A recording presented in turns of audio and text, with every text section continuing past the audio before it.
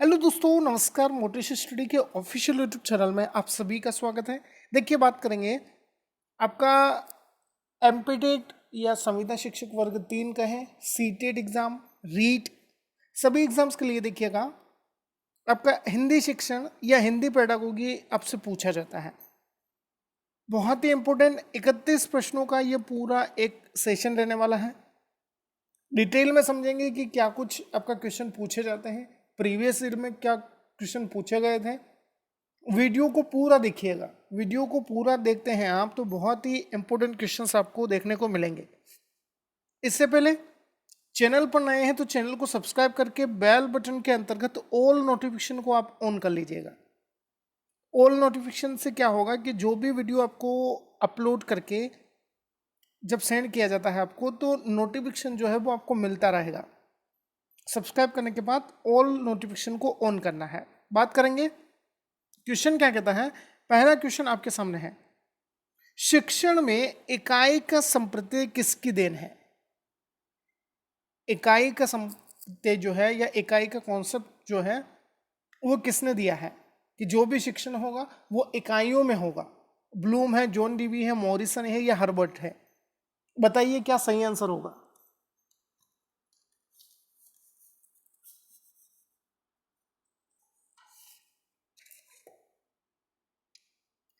तो यहां पर देखिएगा सही आंसर जो है अपना वो आपका मॉरिसन के लिए जाएंगे। आपका देखिए मॉरिसन ने क्या किया है, जो इकाई संप्रत्यय है उसके माध्यम से कहा है कि जितना भी आपका पाठ्यक्रम है या सिलेबस है उसको देखिए थोड़े थोड़े या भिन्न भिन्न इकाइयों में उसको बांटेंगे, और जो विभिन्न क्रियाएं हो रही हैं उनके माध्यम से जो अनुभव प्राप्त होंगे उन अनुभवों से उन इकाइयों को बांटना और आपके सामने प्रस्तुत करना, यह होता है आपका इकाई का संप्रत्यय, जो कि एच.सी. मॉरिसन महोदय से संबंधित है। आए समझ में। नेक्स्ट देखिएगा, क्वेश्चन आपके सामने है, भाषाई कौशल का लिखित अभिव्यक्त रूप है। लिखित अभिव्यक्ति आपका इनमें से कौन होगा, कौन सा कौशल है, सुनना, देखना, उच्चारित या लिखना। तो देखिएगा भाषाई कौशलों के अंतर्गत लिखित जो अभिव्यक्ति है वो आपका लिखना होगा। आया समझ में। लिखित अभिव्यक्ति क्या होता है, जैसे हम कोई भी लेख लिखते हैं, निबंध लिख रहे हैं, पत्र लिख रहे हैं, तो ये लिखित अभिव्यक्ति के अंतर्गत आता है। आया समझ में। नेक्स्ट देखिएगा, क्वेश्चन नंबर 3 आपके सामने है, ढ का उच्चारण स्थान है, कंठ होगा, तालु है, मुर्दा है या दंत होगा। तो देखिएगा ढ आपका मूर्धा से उच्चारित होगा। जो ट वर्ग है, ट, ठ, ड, ढ और आपका ण, ये आपका जो ट वर्ग है, संपूर्ण ट वर्ग, ये आपका मूर्धा से उच्चारित होगा। आया समझिए। इसके अलावा री ऋषि वाला और आपका र रस्सी वाला भी मूर्धा से ही उच्चारित होता है, ध्यान रखिएगा। आया समझ में। कंठ से आपका क वर्ग उच्चारित होगा, तालु से आपका च वर्ग होगा और दंत से आपका प वर्ग। आया समझ में इतना।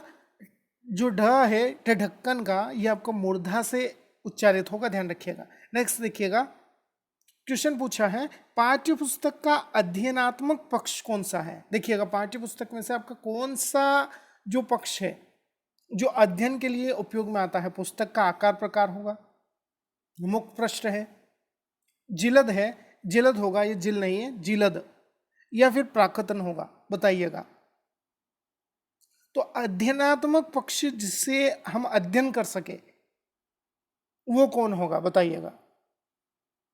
तो देखिएगा आपका अध्ययनात्मक जो पक्ष है वो प्राकथन होगा। इसके अलावा देखिएगा पाठ्य पुस्तक का आकार, मुख पृष्ठ, जिलद, ये सभी आपका बाहरी भाग है पुस्तक के, जबकि प्राकथन या प्राकथन जो है आपका, उससे हम क्या करते हैं, अध्ययन के रूप में बच्चों को बताते हैं या बच्चों को इससे अध्ययन करवाते हैं। आया समझ में।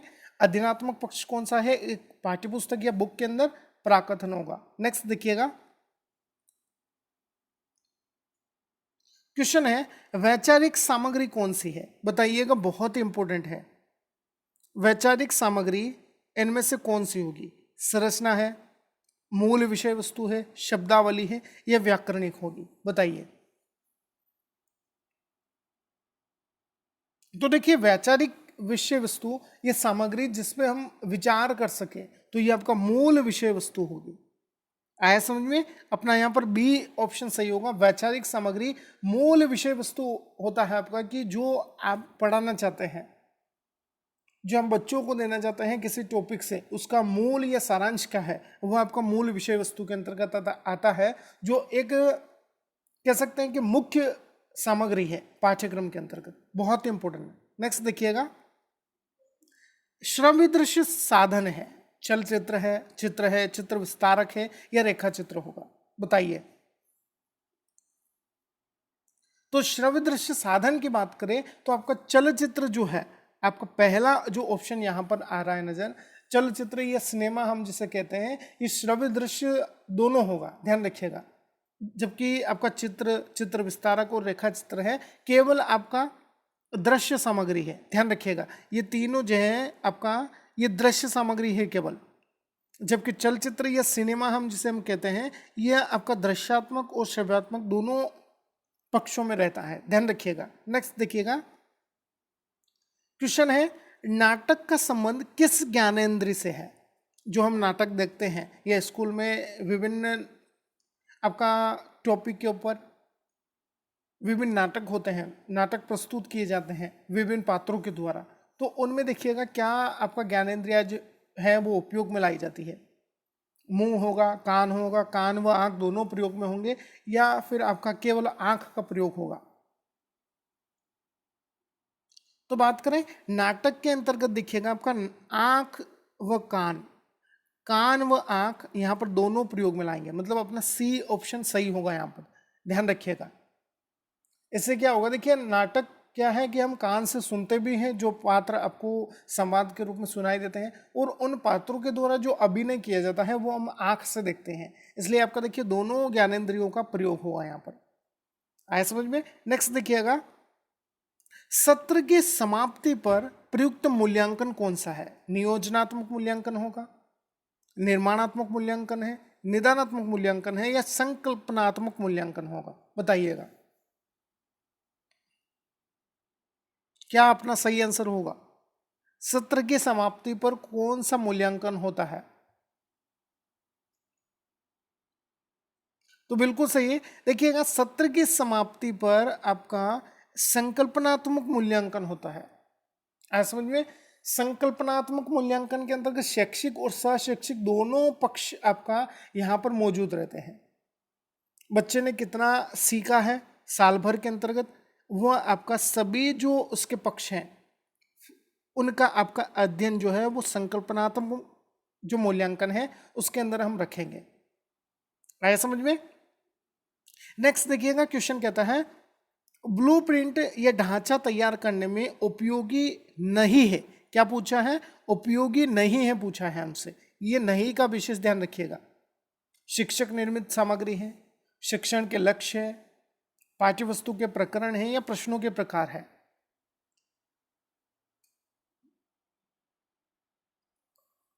तो बिल्कुल सही जवाब दिया है आपने।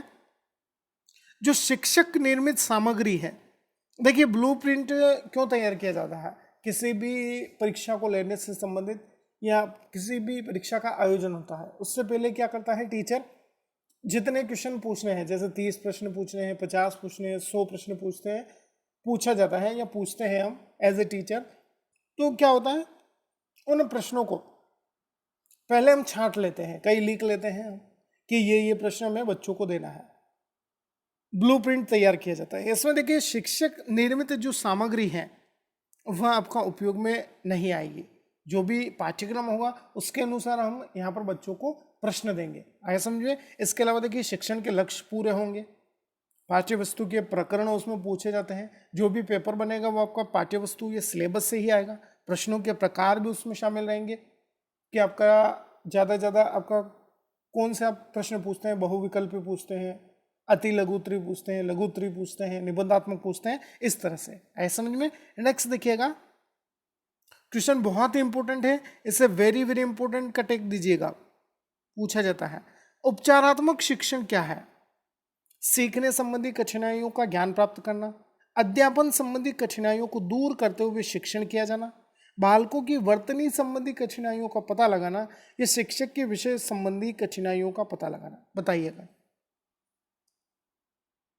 तो सही आंसर क्या होगा? उपचारात्मक शिक्षण क्या है, बताइएगा। तो देखिएगा, उपचारात्मक शिक्षण क्या होता है? जो भी हम पढ़ाते हैं और बच्चे को किसी टॉपिक में आपका कठिनाई है, उस कठिनाई को पहचान कर दूर करना, यह आपका यहां पर बी ऑप्शन के लिए जाएंगे। अध्यापन संबंधी कठिनाइयों को दूर करते हुए शिक्षण किया जाना, बिल्कुल सही है। देखिएगा, जो भी बच्चों को आपका कठिनाई है, उसको आप जैसे ही टॉपिक कंप्लीट हो, बच्चों से आप प्रश्न पूछेंगे। प्रश्न पूछने के बाद जहां आपको लगता है कि बच्चे को इस टॉपिक में कमजोरी हो सकती है, या बच्चों से हम पूछेंगे कि कहाँ आपको समझ में नहीं आया, बच्चे बताएंगे। उस कमजोरी को आपने पकड़ लिया है, पहचान लिया है और उसको दूर करेंगे आप, यह उपचारात्मक शिक्षण होता है। ध्यान रखिएगा, बी ऑप्शन टिक करना है। नेक्स्ट देखिएगा, इनमें से आकाश शब्द का सही पर्याय है, या आकाश शब्द के लिए आपका पर्यायवाची शब्द कौन सा होगा? सर है, वासव है, उत्पल है, या फिर लास्ट ऑप्शन आपका इधर आता है व्योम, बताइएगा। आकाश शब्द का सही पर्यायवाची शब्द कौन सा होगा? बहुत इंपॉर्टेंट क्वेश्चन कहेंगे। तो देखिए, बात करें आपका आकाश का सही जो पर्यायवाची है सर, वासव, उत्पल या व्योम, तो बिल्कुल सही जवाब दे रहे हैं डी ऑप्शन के लिए, व्योम के लिए। नभ, गगन, अंबर, व्योम, ये सभी क्या है? आपका आकाश के पर्यायवाची होंगे। बहुत ही इंपॉर्टेंट। इस तरह से आपका गद्यांश में आपसे प्रश्न पूछे जाएंगे। जो भी गद्यांश होगा उसके अंतर्गत आपसे प्रश्न पूछे जाएंगे, पर्यायवाची आते हैं इसमें, फिर आपका संज्ञा पूछ लेते हैं, उपसर्ग पूछ लेते हैं। तो जो व्याकरण का जो पोर्शन है आपका, वो आपका गद्यांश में पूरा होगा। नेक्स्ट देखिएगा, क्वेश्चन आपसे पूछा जाता है आसपास शब्द में कौन सा समास है, बताइएगा। द्वंद्व है, द्विगु है, कर्मधारय है, या तत्पुरुष है? तो आसपास में देखिएगा योजक चिन्ह का प्रयोग है, आप बिल्कुल हिंट मान लीजिएगा इसको। सही आंसर क्या होने वाला है अपना यहां पर? द्वंद्व। नेक्स्ट देखिएगा, क्वेश्चन है अनर्थकारी शब्द का अर्थ क्या है, बताइएगा। बहुत ही इंपॉर्टेंट क्वेश्चन कहेंगे इसको। अनर्थकारी शब्द का अभिप्राय क्या है? तो अनर्थकारी के लिए आपका अनिष्ट करने वाला होगा। आया समझ में? डी ऑप्शन अपने को टिक करना है। नेक्स्ट देखिएगा, अध्यापक कक्षा में पढ़ा रहा होगा। देखिएगा, अध्यापक कक्षा में पढ़ा रहा होगा, वाक्य में कौन सा काल है? सामान्य भविष्य है, संभाव्य भविष्य काल है, सामान्य भूत है, या आसन भूत है, बताइएगा। तो पढ़ा रहा होगा संभावित भविष्य काल होगा। बी ऑप्शन यदि आप टिक कर रहे हैं तो बिल्कुल सही जवाब है आपका। नेक्स्ट देखिएगा, क्वेश्चन है बहुत इंपॉर्टेंट, प्रणाली शब्द का सही अर्थ क्या है? परंपरा, राय, संयोग, या विधान होगा, बताइएगा क्या सही आंसर है। तो प्रणाली शब्द का देखिएगा सही अर्थ परंपरा होगा। परंपरा या पद्धति हो सकता है, ध्यान रखिएगा। आया समझ में? पहला ऑप्शन टिक करिएगा। नेक्स्ट देखिएगा, गद्य शिक्षण में शब्दार्थ स्पष्ट करने की विधि कौन सी है, बताइएगा। कोई भी गद्य हमने पढ़ाया है, उसमें शब्दार्थ हमें बताना है बच्चों को, कौन सी विधि का प्रयोग करेंगे हम? प्रश्नोत्तर विधि है, व्यास विधि है, उद्बोधन विधि है, या खंडान्वय विधि होगी? बहुत ही इंपॉर्टेंट क्वेश्चन। तो देखिएगा, आपका यहां पर सही जो आंसर होने वाला है वो अपने डी ऑप्शन के लिए जाएंगे, खंडान्वय विधि। खंडान्वय विधि क्या है? जो भी आपका स्पष्ट करना है हमें अर्थ, कोई भी शब्द हो सकते हैं, वाक्य हो सकते हैं, वो आपका खंडान्वय विधि के माध्यम से हम बच्चों को बताएंगे। आया समझ में? सही आंसर क्या हुआ अपना? डी ऑप्शन टिक करिएगा। नेक्स्ट देखिएगा, लिखना सिखाने से पूर्व बालकों को चित्रकला सिखानी चाहिए क्योंकि अक्षर भी चित्र ही है। इस मत का समर्थन किया है अरविंद घोष, महात्मा गांधी, विवेकानंद, या विनोबा भावे, बताइएगा क्या सही आंसर होगा।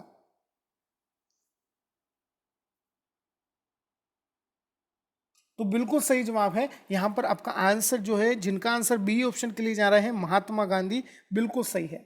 नेक्स्ट देखिएगा,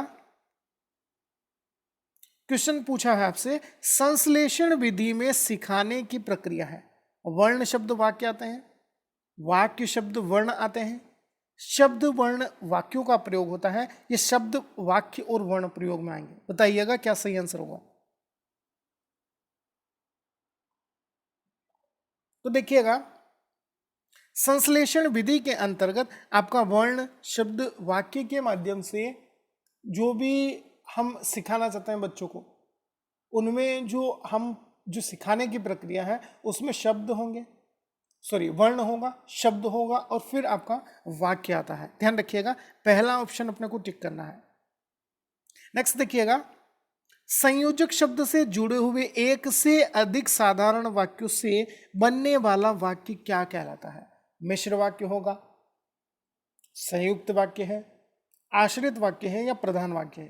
देखिएगा, संयोजक शब्द है यह, ध्यान रखिएगा, और एक से अधिक वाक्यों को जोड़ रहा है।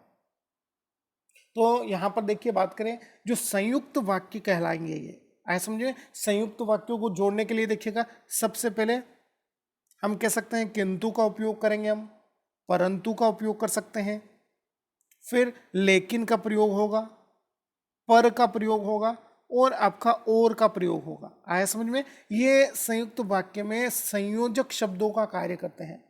संयोजक शब्द कौन से? किंतु, परंतु, लेकिन, पर, और। ये ध्यान रखिएगा, एग्जाम में पूछे जाते हैं आपसे। आया समझ में? नेक्स्ट देखिएगा,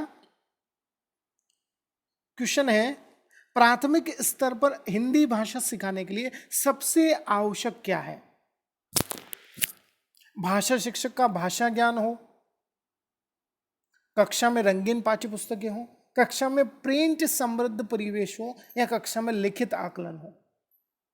तो देखिएगा, हिंदी भाषा सिखाने के लिए सबसे महत्वपूर्ण आवश्यक क्या है? कक्षा में प्रिंट समृद्ध माहौल परिवेश हो, मतलब आपका ज्यादा से ज्यादा प्रिंटेड सामग्री बच्चों को दें। इसमें पुस्तकें हो सकती है, आपका कोई रंगीन पाठ्य पुस्तक हो सकती है, जो रंगीन आपका किताबें आती है, बाल साहित्य जिसे हम कहते हैं, मनोरंजन की जो सामग्री होती है, आपका इनका प्रयोग हो। मतलब आपका सी ऑप्शन अपने को यहां पर टिक करना है। नेक्स्ट देखिएगा, बच्चे बोलचाल की भाषा का अनुभव लेकर विद्यालय आते हैं, इसका निहितार्थ क्या है? बच्चा देखिए, जो बोलचाल की भाषा है उसकी जो मातृभाषा है उसका अनुभव लेकर विद्यालय आ रहे हैं। बच्चों को बोलचाल की भाषा न सिखाई जाए, इसका अर्थ पूछा है। फिर बच्चों की बोलचाल की भाषा को सुधारा जाए, बच्चों के भाषाई अनुभवों का उचित प्रयोग किया जाए, या बच्चों के भाषाई अनुभवों को कक्षा से बाहर रखा जाए। बताइएगा क्या सही आंसर है? जो बोलचाल की भाषा का अनुभव लेकर बच्चे विद्यालय आ रहे हैं, इसका सही जो अर्थ क्या है, या इसमें निहित अर्थ क्या है? तो बिल्कुल सही है। यदि आप सी ऑप्शन टिक कर रहे हैं, यहाँ पर बच्चों के भाषाई अनुभवों का उचित प्रयोग हो, यही अपना यहाँ पर सही आंसर होगा। नेक्स्ट देखिएगा, देखिए ये सभी क्वेश्चन बहुत ही इंपॉर्टेंट है। क्वेश्चन है, भाषा सीखने सिखाने में आप किसे सबसे अधिक महत्वपूर्ण मानते हैं? संज्ञानात्मक विकास को, सामाजिक अंतःक्रिया को, दृश्य श्रव्य सामग्री, या बाल साहित्य?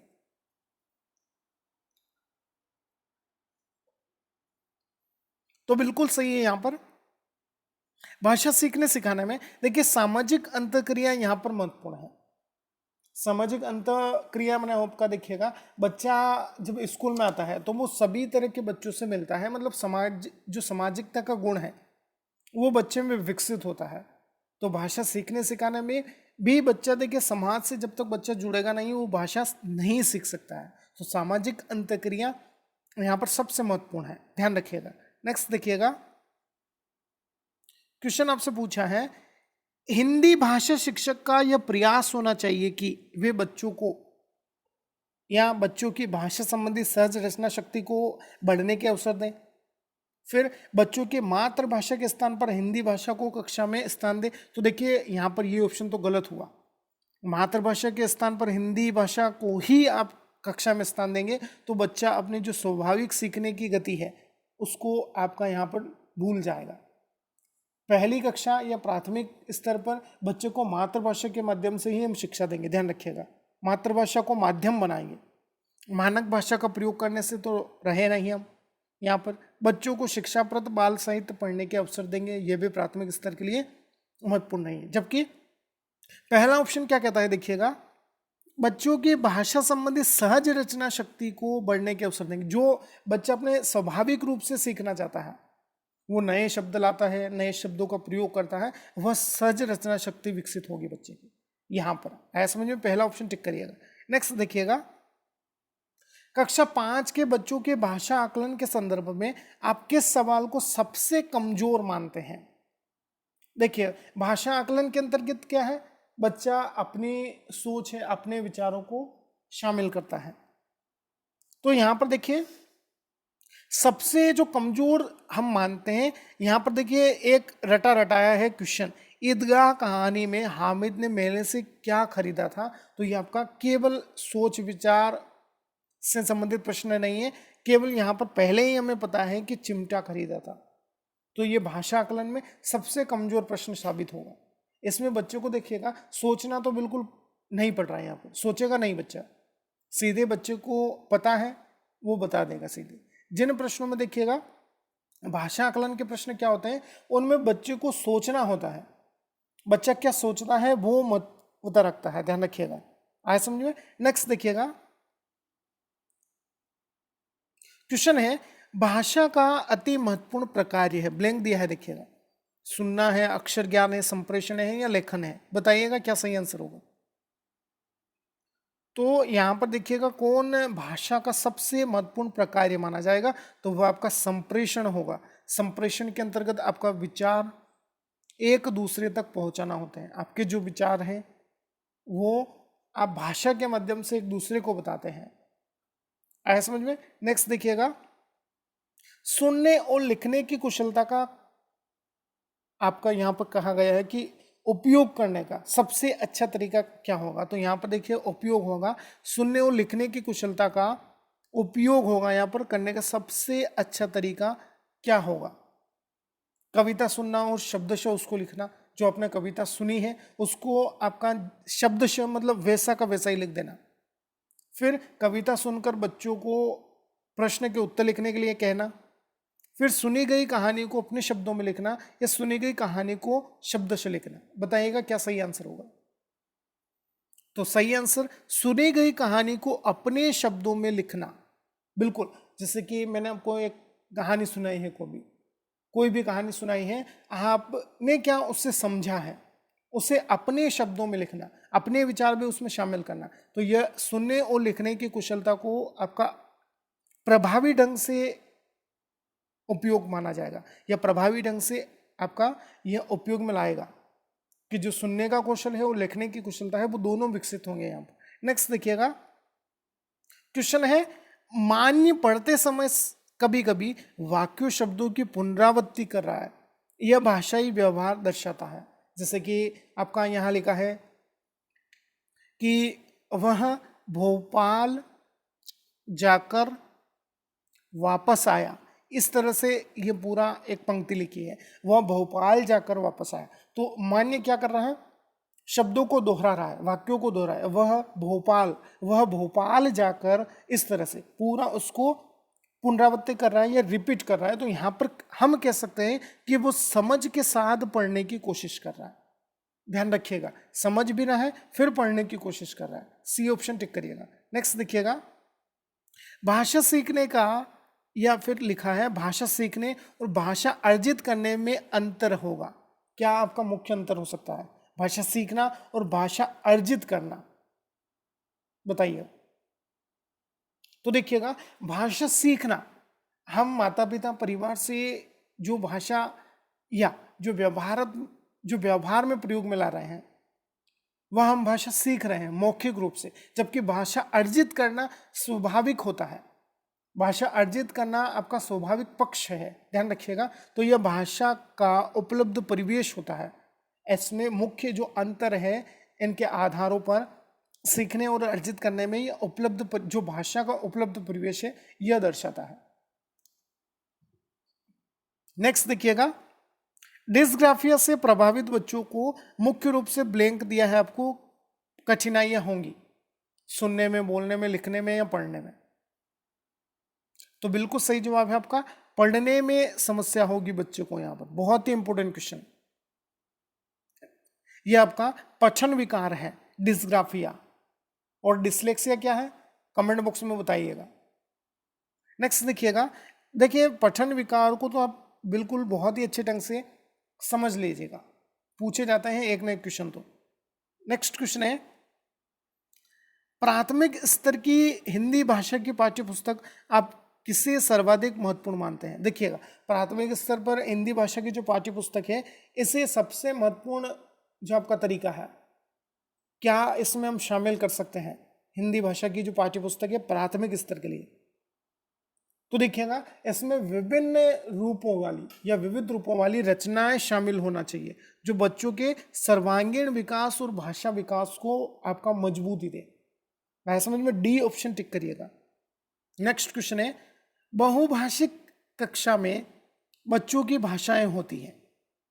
बहुत सारे ऐसे बच्चे हैं जो अलग अलग आपका वातावरण से आता है, अलग अलग परिवारों में आपका पले बड़े हैं और भाषाएं भी उनकी भिन्न भिन्न है। तो यहाँ पर हम कह सकते हैं कि जो विविध पृष्ठभूमि या विविध बहुभाषिक या विविध जो भाषा पृष्ठ से बच्चे आ रहे हैं, उन्हें हम एक संसाधन के रूप में देख सकते हैं। देखिएगा, संसाधन के रूप में क्यों देखेंगे? क्योंकि बहुभाषिकता देखिएगा, जो हमारी जो मानक भाषा है, विद्यालय की जो भाषा है, उसे सीखने में मदद करती है। ऐसे में देखिएगा, अब बहुभाषिकता क्या होती है कि एक से अधिक भाषाओं का ज्ञान हो आपको, यह एक संसाधन के रूप में कार्य करेगी। ध्यान रखिएगा, पहला ऑप्शन अपने को यहाँ पर टिक करना है। इन सभी क्वेश्चन के देखिएगा, मैंने आंसर भी यहाँ पर दे रखे हैं, मतलब आपको यह पीडीएफ मिलेगी। पीडीएफ कहाँ मिलेगी आपको? टेलीग्राम चैनल को ज्वाइन करना है, लिंक डिस्क्रिप्शन में है। और व्हाट्सएप ग्रुप को ज्वाइन करिएगा आप, व्हाट्सएप ग्रुप पर भी आपको पीडीएफ फाइल्स और जितने भी अपडेट्स हैं वो मिलेंगे। उसके अलावा देखिएगा, चैनल पर नए हैं आप तो चैनल को सब्सक्राइब कर लीजिएगा। चैनल को सब्सक्राइब करने का आपको बेनिफिट क्या मिलेगा कि जो भी अपडेट्स है, जो भी आपका सामग्री है, सीटेट रीड या आपका संविदा वर्ग 3 एग्जाम से संबंधित जो भी नोट्स हैं वो आपको मिलेंगे। ऑनलाइन क्लासेस वीडियो के माध्यम से मिलेगी और फ्री ऑफ कॉस्ट आपको पीडीएफ फाइल्स भी मिलेगी। सब्सक्राइब करिएगा, दोस्तों के साथ ज़्यादा से ज़्यादा शेयर करिए, अपने बहनें हैं, भाई हैं, उनके साथ जो भी आपके आसपास रहते हैं उनको सजेस्ट कीजिए। धन्यवाद। जय हिंद, जय भारत।